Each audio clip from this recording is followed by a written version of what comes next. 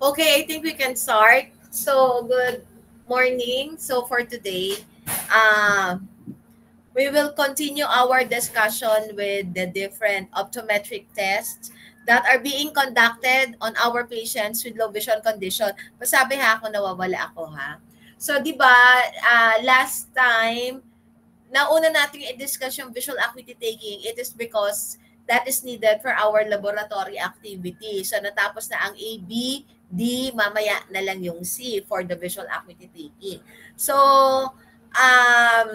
before proceeding with the retinoscopy, let's have a discussion on the case history taking. Case history taking is not new to you, di ba? It is part of our examination. Yun nga lang kasi, when we are dealing with patients, no, we modify our case history taking. Depende kung sino ang ating pasyente. Like, kapag ka ang pasyente natin ay pediatric patient, di ba? Hindi naman yung bata ang sumasagot. Yung parent. So, ganun din, kapag ka low vision condition, meron tayong mga portion sa case history taking na binibigyan natin ng emphasis.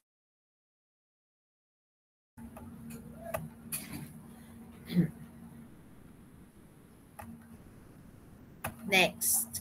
So, our case history taking has two parts. Kahit naman dun sa regular patient, di ba? We have the observation wherein we are meticulously taking notes of the actions, reactions of our patients. Because those actions and reactions give us a hint, an idea, or what could be the possible visual condition of our patient.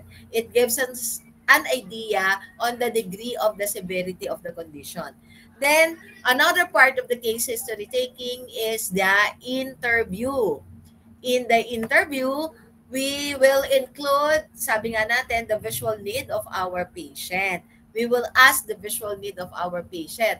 Pero sabi ko nga sa inyo dati, itatanong mo lang yung question na yan kung ano ang kailangan nilang makita kapag ka yung pasyente ay accepted niya na she has a low vision condition na alam niya very minimal yung vision niya.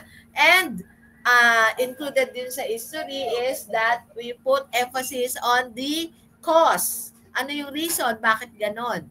No? Ano yung ocular disease? Wait lang.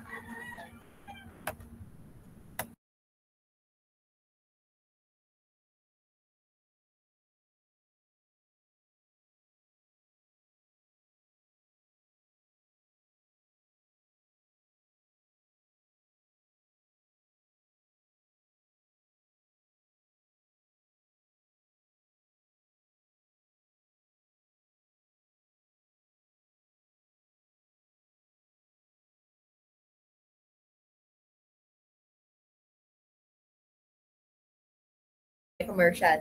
Okay, so for the cause naman, 'di ba? Sabi natin, kaya low vision condition 'yan. It is because merong ocular disease behind it. Kaya siya nag-result into a low vision condition. Then also included sa interview is the family history of the patient, no? Both the general health and the visual health history of our patient. Remember kasi 'di ba, meron tayong mga cases na yung buong pamilya nila is suffering from an ocular disease, no? Simula sa magulang, mga anak, mga apo, pare-parehas ng kondisyon. So, nangyayari yan. Kaya, we have to trace down ano yung sa pamilya, yung common nilang nangyari sa kanilang vision.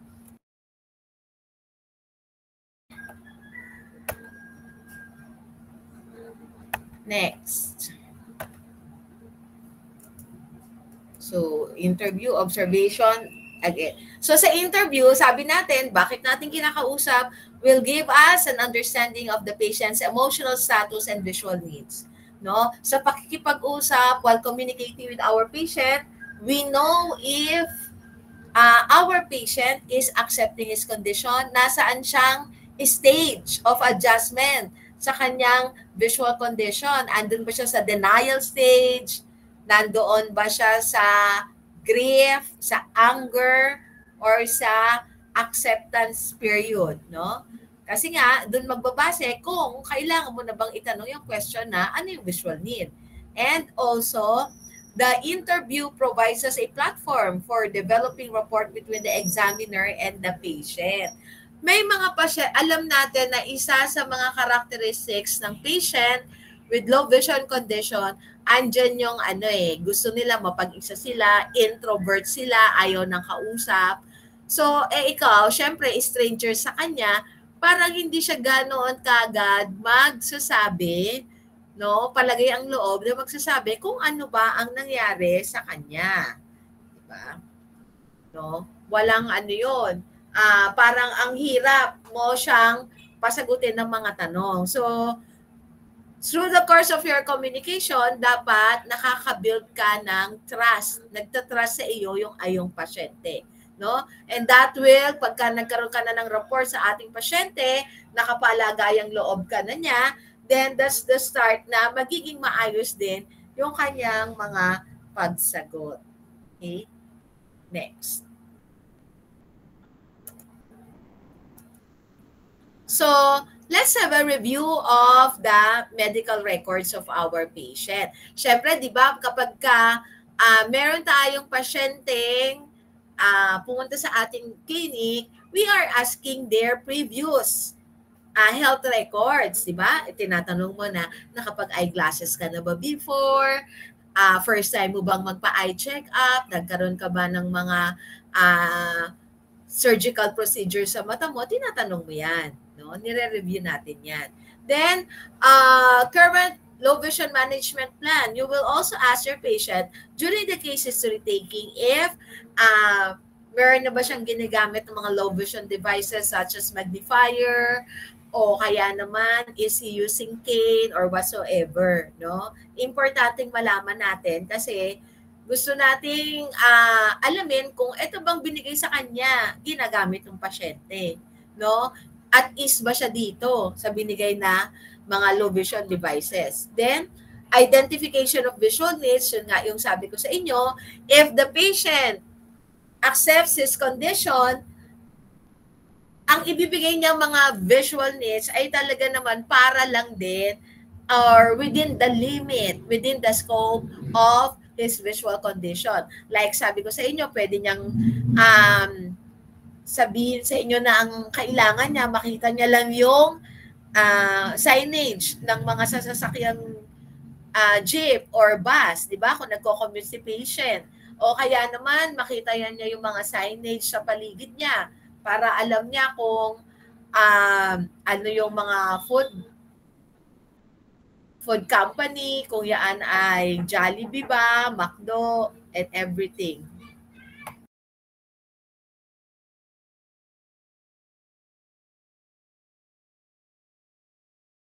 Next.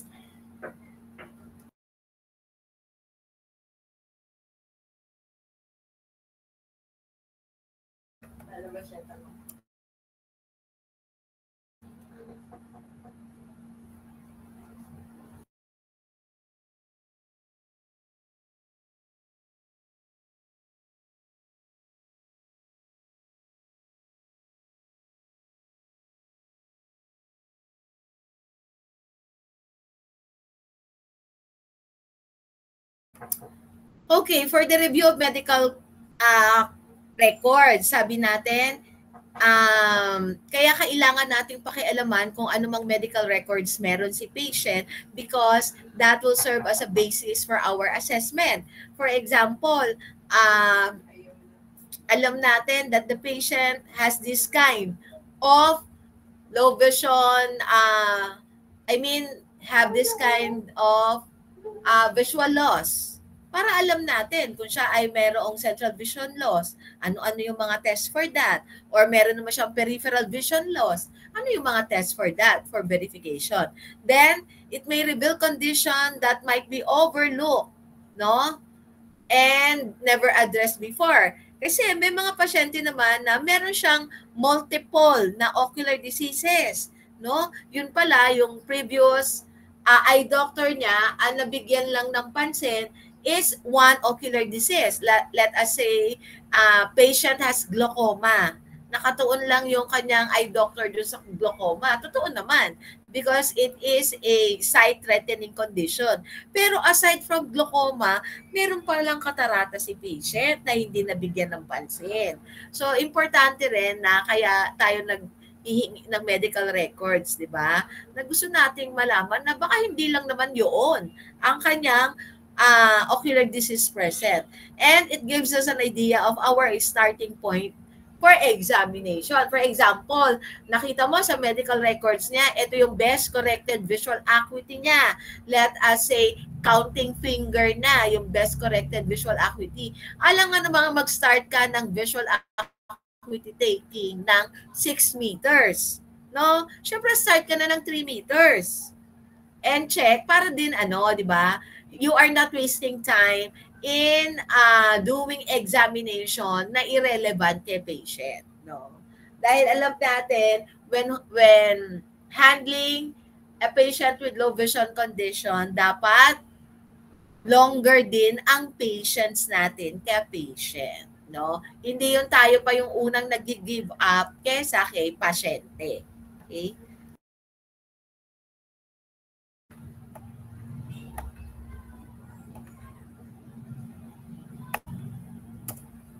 Okay. So, the observation part provides us an insight about the severity of the condition. So, areas to observe. The patient's response to his visual environment. Dapat inoobserbahan mo yung patient the moment that your patient is approaching your clinic. Paano ba siya nakarating sa clinic mo? May kasama ba? May alalay ba? May tungkod ba? Kumakapa ba si patient? No? Patient's manner of interacting with family members. Ano ba? Nakita mo ba sa kanyang expressions na parang takot na takot siya? May ilang hakbang lang ang layo nung kanyang kasama? No, yung mga ganyan. And patient's postural abnormalities, mobility, and appearance. How about the physical look of our patient? Diretso bang maglakad? O sa palagay mo, parang ang lakad nito from straight papunta sa left side Bakit kaya ganon? Or bakit ganon? Parang naka-head tilting si patient. No? So sa postural abnormalities tayo. Head turns, tilts, indicates peripheral vision loss. Hindi makita yung gilid kaya panay ang lingon, no? Pronounced head and eye movements while traveling. Nakita mo, ang likot-likot ng ulo ng pasyente, pati mata, no? Parang ikaw na yung nahihilo sa kanya kasi very prominent yung kanyang pag head turning, no? Downward head tilting indicate photophobia and glare. Napansin mo si patient nakayuko, no? Lagi nakayuko tapos parang iwasan ano man yung illuminated part, no? Illuminated area ng iyong clinic. The worst, nasa loob na ng clinic, naka-sunglasses pa. 'Di ba? Hindi man lang naghubad ng sunglasses. Head tilting while reading indicates presence of scotoma. No? So in short, nag-eccentric viewing siya. Tinitikyan niya yung best view kung saan makikita yung ipinapabasa mo or ipinapasulat mo. Di ba, syempre, kapag may patient tayo, humihingi ka ng patient's information. At times, sinasabi mo, patient, pa-fill out nga po ito. And you have observed while the patient is filling out the form, talaga naman ang pagkaka-head tilt niya. Bago magsulat or kada sulat ng letter, head tilt ng head tilt. No? So, dapat very observant ka. Isa dapat yon sa characteristics ng isang eye doctor. Observant ka sa iyong pasyente, sa mga actions and reactions niya. Appearance. So, yung mga obvious external eye disease, nakita mo naman na corneal opacity, full corneal opacity, lens opacity, talaga namang white na white, opaque na opaque, di ba? Yun yung mga external na makikita mo. O kaya naman, luwa yung mata ng pasyente. No? Baka meron siyang thyroid disease associated with this one. Or makita mo naman na may deviation. Sabi nga dito, strabismus. And also the presence of nystagmus. Wala ka pang ginagawa. Ikot na ng ikot yung mata niya. Di ba? Rolling up and down or side to side. Or sa mga bata naman, actually minsan sa matanda rin naman, kahit sa adult patient, ginagawa ito, eye poking. Yung sinusundot-sundot yung mata, nagiging mannerism. 'Di ba? Kasi may kakulangan 'di ba? Hindi nakakita yung mata. So pagka bata 'yan, makita mo panay ang kusot ng mata, panay ang hawak sa mata, tusok na tusok sa mata nila. Eto nga, sabi natin kanina, sunglasses on, even in the examination area. Okay lang kasi na makita mo, approaching your clinic at maaraw naman, nakita mo yung patient na naka-sunglasses. Pero pumasok na sa ano mo sa clinic mo Tapos cozy pa yung illumination ng clinic mo, nagtataka ka, bakit ayaw magtanggal ng sunglasses? So gives you an idea na, nako, silawin ton si pasyente. No? And the presence of a soiled clothing, missing buttons, dahil syempre, di ba, they have difficulty in activities of daily living. Paano kung mag-isa lang siya sa bahay, tapos sanay na siya naman na mag-travel, may mobility. Pero pag tingin mo sa kanya, mag-isa siyang pumasok sa clinic, baliktad yung suot na damit. No? Indication na hindi niya nakita ano yung right side or wrong side. No? Sino ba namang tao ang lalabas tapos ang suot baliktad na damit? So walang ganon, 'di ba? Or missing buttons. Nakita mo na the button yung kanyang sinusuot na damit pero may skip, hindi maayos. And also the fatigue appearance of the patient, no? Meron tayong makikita sa future practice natin na yung mga pasyenteng visually impaired, makikita mo yung sadness on their face. It is because, isang reason dyan, they feel na they are not good members or productive members of the society. Walang ambag sa lipunan. Kasi nga, walang ma-contribute. Hindi makapagtrabaho and everything. Kaya it has this fatigue appearance. I-include mo pa yung mga emotional attacks nila because of their condition. Though meron namang ding mga patients with low vision condition na happy, no? Happy life. Kasi, meron na silang acceptance sa condition na nila, used to it na sila, na ganun lang yung vision nila, and yet, they are confident enough, they are very much independent, no? Questions so far? May mga questions ba tayo in mind? Naririnig pa ba ako? Okay lang? React naman dyan. Okay, thank you. Sa mobility naman, tentative gait of our patient. So, dapat nating makita, ito bang ating pasyente ay diretsong maglakad, iika-ika, no?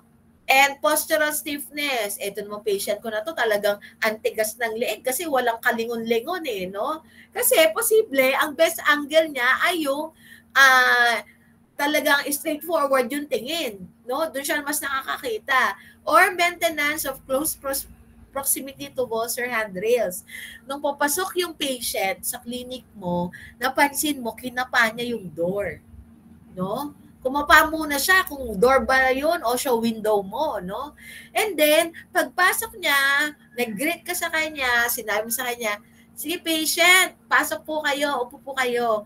Napansin mo, hinanap niya pa yung upuan. Not with his eyes, but hinahanap niya yung upuan kasi kinapa niya. Una niya kinapa yung table, then kinapa niya yung upuan. So, mapapansin natin that the patient is not relying solely on his remaining vision, but relying on tactile information. No? The use of other senses, kumapa na siya para malaman niya kung nasaan ang upuan. Next. So, eto yon, na-present ko na dati, nag-visual acuity taking, case history taking. Punta na tayo ngayon sa, wait.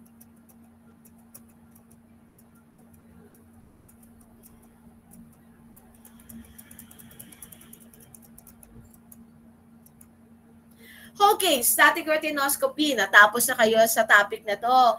In your clinical refraction, we know that retinoscopy is the objective method of determining the amount of refractive error that the patient has. Okay. So, static retinoscopy is visual test number 4. In static retinoscopy, we are observing the retinoscopic reflex, no?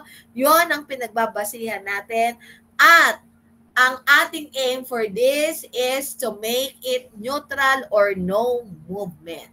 Okay?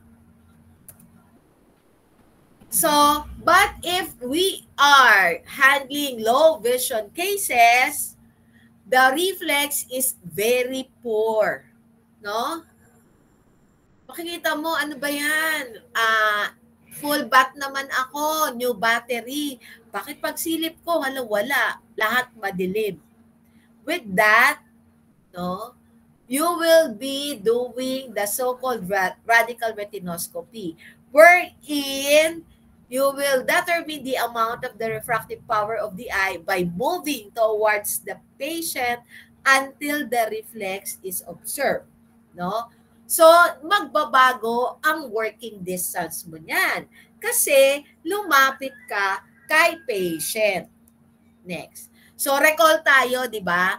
In performing retinoscopy, our test distance is 6 meters. Hindi working distance, ha? Test distance natin 6 meters or 20 feet. Di ba? So, patient, tingin po kayo straight ahead sa malayo. Sabihin ni patient, ano ang titignan? Patient, may eye chart yan, mga letters. Tingin ka lang sa biggest letter, whatever letter is that. Ngayon, sabi ni patient, naku do, kahit yung pinakamalaking letter, hindi ko makita saan titingin si patient. If you are using an illuminated eye chart, you ask the patient to look at the light located at 6 meters 20 feet. Okay? So, okay tayo sa test distance, test target. Now, your working distance. How far are you from the patient? You are 20 inches from the patient. Yun na tayo sa static retinoscopy. But, sabi nga natin, there is a computation in static retinoscopy. We are computing for the net of our static retinoscopy having the formula net is equal to gross minus the working distance. Gross is your neutralizing lens. Working distance is this one, 20 inches, but you have to convert it into its dioptric equivalent by using the formula D is equal to 1 over F. Since our working distance is 20 inches, our 1 is 40 inches. The 1 here is 1 meter, kung naaalala, which is equivalent to 40 inches. 40 inches divided by 20 inches, the result is, ano? 40 divided by 20, anyone? 2 po. 2 plus 2 diopter sphere. So the dioptric equivalent of your 20 inches working distance is plus 2 diopter sphere. Okay, so eto na, you are performing retinoscopy. The initial movement is against movement. No. So since against movement, this can be neutralized by placing minus lenses. You continually increase the minus lenses until you reach minus 14 diopter sphere. So sa minus 14 diopter sphere, neutralize na, no movement, neutral na yung reflex. Compute for the net of VT number 14. Ay, number 4. Ano po ang sagot? Compute kayo. Formula, net is equal to the gross minus the working distance. Anyone?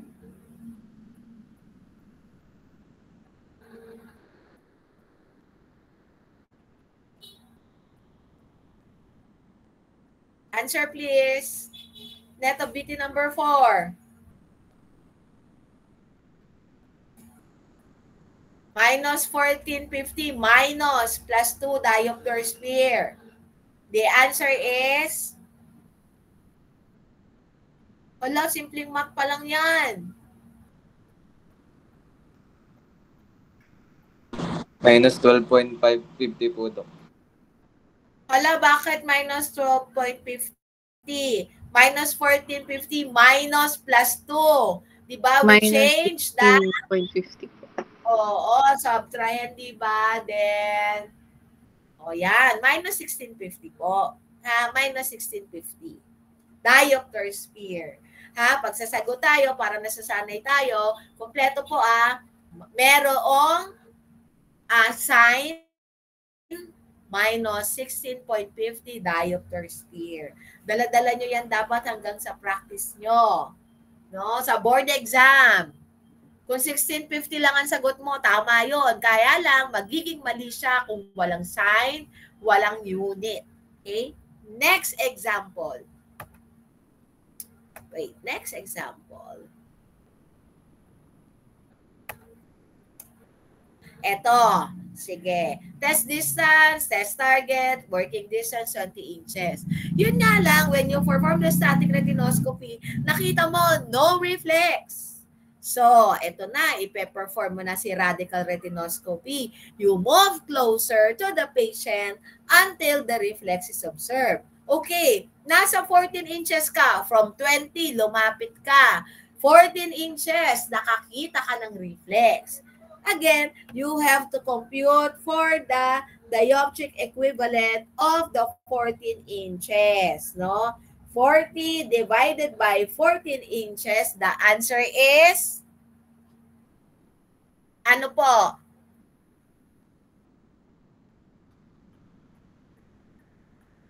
Anyone? Ano ang sagot sa tanong ko?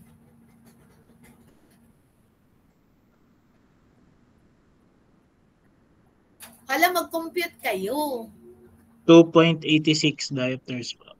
Okay, di ba ang sagot 2.857? Kaya na-round off natin sa 2.86. Saan siya mas malapit? Sa plus 275 o sa plus 3?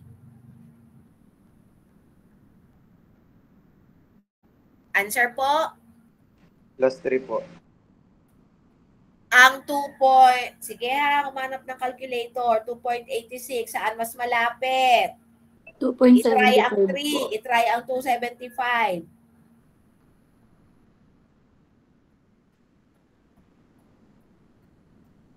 Pag 3 kasi, 0.14. Pagka 275, 0.11. Kaya, mas malapit siya sa 275. So, ang equivalent ng 14 inches is plus 2.75 diopter sphere. No? Yun ang equivalent ng working distance, ha? Okay. So, lumapit ka nga at 14 inches, nakakita ka ng movement, nakita mo against movement, kaya naman, naglagay ka ng minus lenses, umabot ka sa minus 15, nag-neutral. What will then be the net of your radical retinoscopy? Pa-compute po.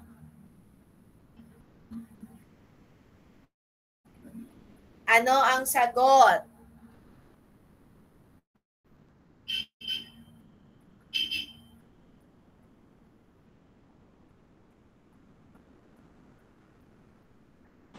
Minus 17.75 po, Dok. Okay, thank you. Minus 17.75 diopter sphere. That will be the net of your radical retinoscopy. Another example. Okay, 20 inches working distance, nag-start ka ng static retinoscopy, no reflex is observed, no? So you move closer to the patient until knuckle distance to the patient. Ibig sabihin, nakaganyan ka na, oh. Yung mukha ng pasyente, ang pagitan nyo na lang yung knuckle mo. Wala pa ring reflex. Ang gagawin mo, babalik ka sa 20 inches, no? Return to your working distance of 20 inches. Place any high-powered lens. So, not necessarily minus, no? Pwedeng minus, pwedeng plus. Pero dito sa example na ito, naglagay ako ng minus 12 diopter sphere. Naka 20 inches working distance ako ha. Walang reflex, naglagay lang ako ng minus 12. Ngayon, noon naglagay ako ng minus 12, merong gumalaw, may movement. So, may reflex akong na-observe. Okay? So, since bumalik ako sa 20 inches, ang dioptric equivalent ng aking working distance is again plus 2. Diba? Hindi ako nagbago ng working distance eh. Pero may nilagay lang akong lente.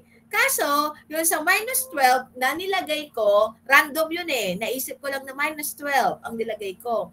Nagkaroon ng with movement. So, ibig sabihin, may lenses ka with movement, sumobra ka. Diba? Kasi kung against movement yan, you are placing minus lenses. Kaso ito, naka-minus lens ka with. So, sobra. So, para makuha mo ang neutralizing lens, you have to reduce the minus 12. Okay. Dumating ka sa point with minus 10 diopter sphere, naging neutral. What is your net of the radical retinoscopy?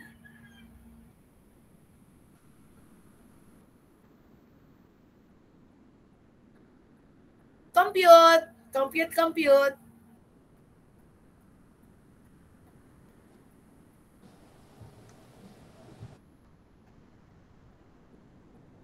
Ano po ang sagot?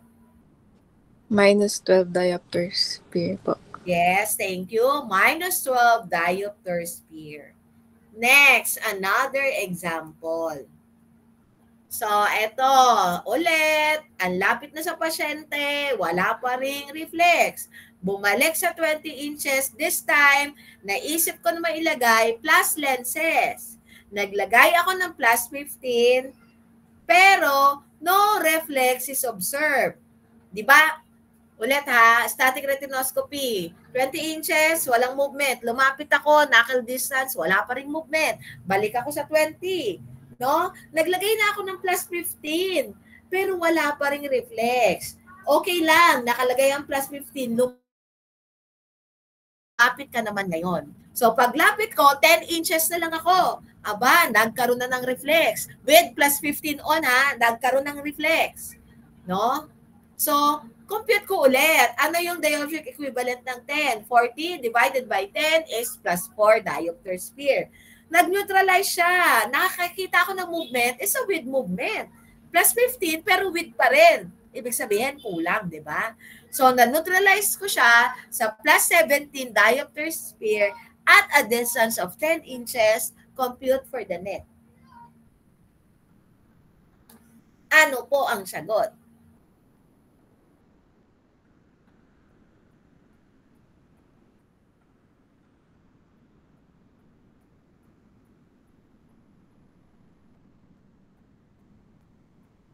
What is the answer? Sige, compute.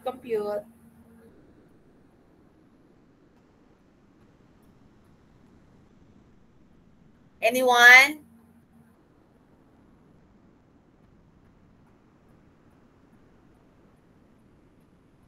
Hala, ano na?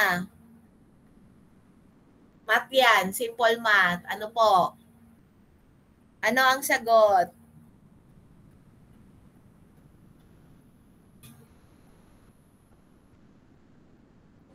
Plus 13 diopter sphere. Okay, plus 13 diopter sphere. Plus 13 diopter sphere. Okay?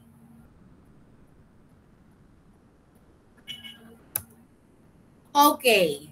So, static retinoscopy, nakakuha ng result, pwede pa rin naman i-AR si patient, provided all the media are transparent. Pwede namang may ocular disease ka, pero hindi damage yung transparent media, kaya pwede kang mag-retinoscopy, pwede ka rin namang autorefractometer, di ba? So dito, lahat naman kayo marunong gumamit ng AR, Kaso, when you are performing the autorefraction, ang nangyari, sabi ng monitor, minus out. So, ang ibig sabihin ng minus out, yung lenses na meron yung AR ay kulang pa kung ano ang grado ng pasyente. So, ano ang gagawin mo? Place a minus lens in front of the patient's eye. No? Maglagay ka ng minus lens. So, paano ilalagay yon? Trial lens, ilalagay mong ganyan, tapos nandun siya sa autoref. No? Tapos, yun na, i-execute mo na yung autorefraction and it found out that the result, print out mo ng AR, lumabas, minus 20. No? You have to compute for the total refraction niya. The total is minus 25. Bakit minus 25? Kasi nga may dinagdag ka. So, isasama mo siya sa computation. Kaya naman pala sinasabi na minus out kasi kulang yung grado ng AR para sa pasyente mo. Okay? Next. So, ito naman, the other way around. Sabi, plus out daw. So, kung plus out, maglalagay ka ng plus lenses, any amount. Pero wag ka naman mag-umpisa sa plus 25, no? Lagay ka kagad ng higher amount of lenses. So, naisip ko kasi nga, maglagay ako plus 10 dito. Then, proceed with auto-refraction. The result revealed, may plus 14 ka. Print out ng AR mo, plus 14. You have to compute. Plus 10 na nilagay mo at saka yung 14, ang estimated grado ng ating pasyente ay plus 24 diopters per. Kaya nga, sinasabi niya na plus out. Kulang kasi yung lenses na meron yung AR. Pero may ganyang patient talaga, lagpas ng 20. No? Siguro sa practice ko ng 30 years, na pasyente kong lumagpas ng 20, sabi natin mga 5. No? Talagang meron pa. Merong ganyan. Pero hindi ibig sabihin, again ang pagiging low vision case ay hindi sa taas ng grado. Merong ang taas-taas ng grado, pero kaya ang 20/20. No? Meron naman, minus 6 lang, minus 5, hindi maka-reach ng 20/20, no? 20/70 talaga. Yun ang i-consider mo as low vision. Okay, another. So, ito, sa example number 3 na to, minus out ulit, tapos naglagay ka lang ng minus 3. Pero, yung result ng printout ng AR, minus 20 combined with minus 3. So, the total estimated possible amount of refractive error is minus 23 diopters per combined with minus 3 diopter cylinder axis 180. No? Pero halimbawa sa monitor, sinabi cylinder out. Nangyayari din yan. Eh di cylinder lens ang ilagay mo. So far, yung AR, I think, siguro pagka gumagamit tayo instrument, titignan natin yung specification. So far, ang na-encounter ko pa lang na taas ng cylinder amount is minus 7 diopters per. Wala pa naman ako naging pasyente na minus 8 diopter. Minus 7 diopter cylinder. Wala pa ako naging patient na minus 8 diopter cylinder. No? The highest that I had is minus 7. No? Baka kasi kung talagang sobrang baku-baku yung kanyang cornea, buo yung cornea, kaya lang talagang maraming curvature, posible talaga makakuha ka ng cylinder amount na matataas. Okay?